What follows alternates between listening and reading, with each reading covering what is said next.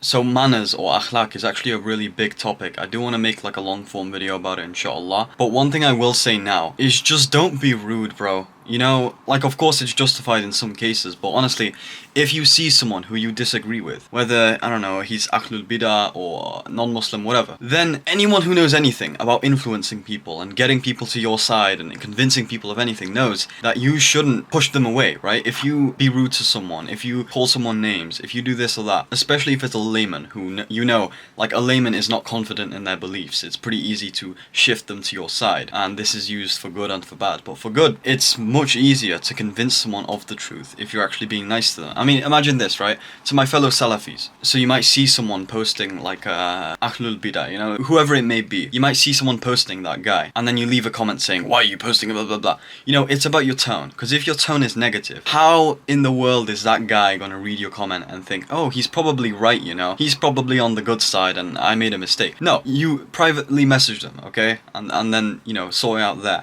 You just have to be correct in your akhlaq. Another thing is that, unfortunately, people talk about Salafis, right? People who aren't Salafis, maybe they're of a different Aqidah or whatever. They paint all Salafis with the same brush. They say, oh, all Salafis have bad akhlaq and this and that. This is a generalization. You don't just generalize like that, okay? Especially with something like akhlaq. It's not built into Salafism where you just have to be a rude person, right? Obviously, Salafism doesn't teach you to be rude. Some people just are rude, and that's just what happens, right? But not to say that all Salafis are. It's honestly common everywhere. So yeah, that's just blurting out my thoughts. Hope you guys enjoyed. Assalamu alaikum.